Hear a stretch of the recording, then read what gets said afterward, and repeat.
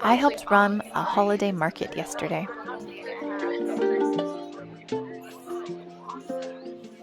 We started planning it only 1 month ago. A friend messaged me asking if I'd be interested in helping it happen, and I said a big yes, please. I've never planned a market before. I've been a vendor at markets. I've organized writers' groups, art groups, and so on. I've been an art lead in charge of designing decor for multiple buildings and organizing volunteers to help make it happen, but I've never run a market. So I guess there's always a first.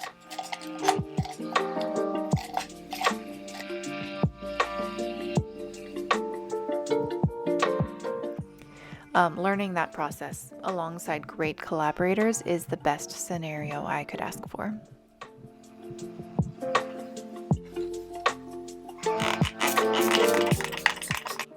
There are many things in life that I learn best by doing it with other people. I'm sure you can relate, and this was a great place for that.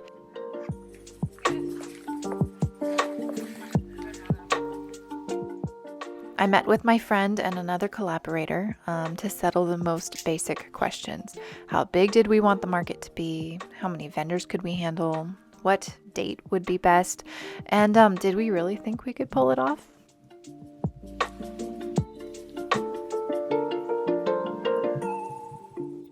My co-organizers are Becky Spradley of Dig Plant Love and Andrea Perez of Andrea's Bakehouse. And they're both creative, entrepreneurial women with very strong vision. They are responsible, skilled, flexible, amazing to work with.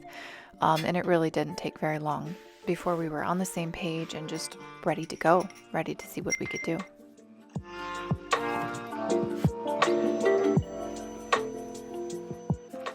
After the meeting, I set up a Google Doc with the task breakdown. We signed up for tasks we felt like we could tackle, and we got to it.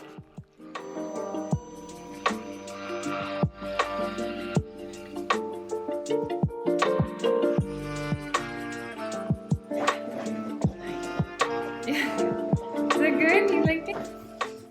We measured the space we were going to work with, and we estimated the number of vendors we could host, like how many 6-foot tables would fit along this wall. Could we fit 10 by 10 easy up canopies? And the answer is yes. We ended up with 1, 2, 3, 4, 5. We ended up with 6 easy ups, which is cool for that small space that we had. And then soon enough vendors signed up that we felt comfortable marketing the event. I had a lot of fun designing promo images for the social media and vendor spotlights and so on. And looking back, it is kind of crazy that we did this in 1 month. At one point, I had a stress dream that our vendors didn't bring tablecloths. And my sleeping self tried to estimate how many tablecloths I have, and let's be real, not many. I don't like using tablecloths in my home. And mid-dream, I kept trying to figure out if I could solve the problem. And it just was so silly to worry about tablecloths. But, I mean, we wanted to make it happen, and we wanted to make it good. While setting up the event, hoping that each element would pull together in time, we individually worked on our products.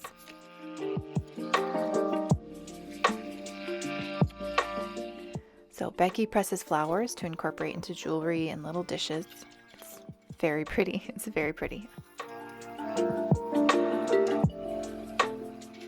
Andrea has been developing coffee extract to sell alongside her baked goods. And I decided to take a stab at holiday-specific greeting cards. I've never been great at holiday-themed art, but I know it'll be really good to get more comfortable with it.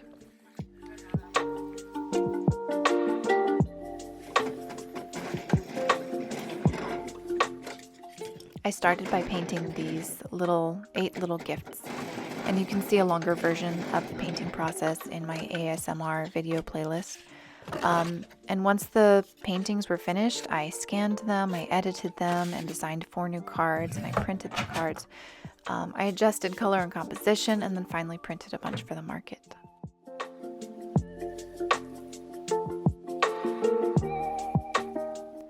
I do a lot of my work by hand, as you can see here, printing one at a time. And true, I could send the designs off to a printer and have them do it for me, but I'd rather be able to fine-tune the design.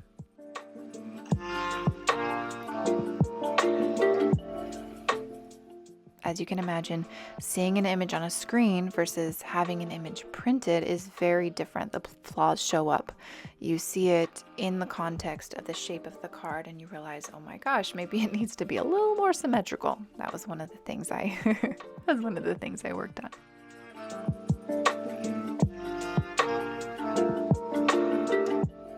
Plus, I don't want to order stacks of cards that may or may not sell.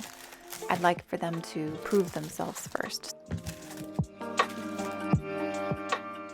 As you can imagine, it's no fun storing products that no one actually wants.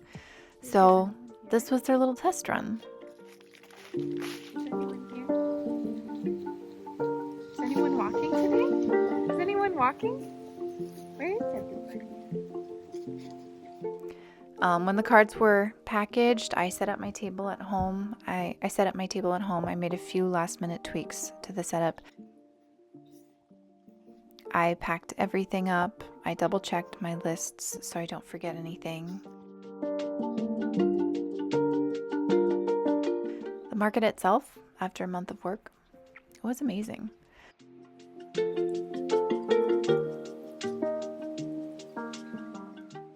I will include links to all of these people, or at least as many as I can get, so that if you like what you see on their table, you can look it up yourself, purchase their work.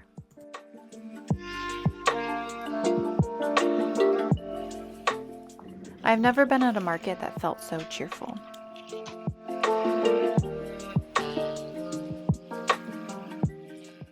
All right, wait, the artist. Hi. People sat at the benches in the middle, eating and chatting.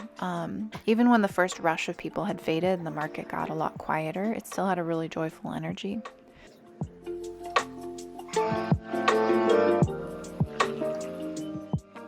As we packed up, the last customers told us that we must do this again next year.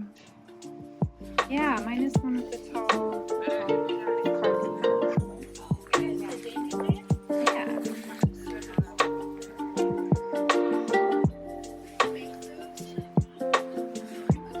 Yeah. And their main wish? They really just wanted it to be bigger. We had 15 vendors, maybe 16, maybe 17 actually, which was a really good fill for the size that we had. And they just said, you know what, it was amazing. We just want more, which was super cool. They had a lot of fun. All the pretty things. Oh my gosh, it's so cute. And the next step for us is to debrief between collaborators.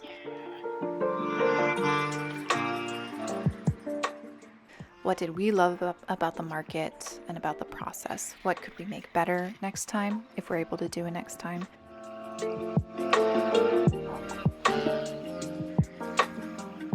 And if we give ourselves 2 or more months to plan it, what could we come up with? Like people actually follow signs.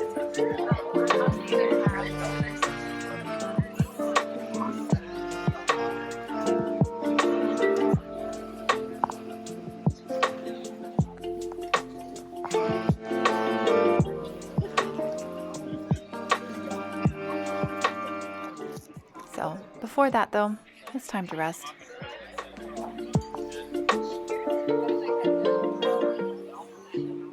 I forced myself to walk my dog this morning, but even that was a step too far. I'm tired. So I hope you have a lovely day, and I am going to go nap.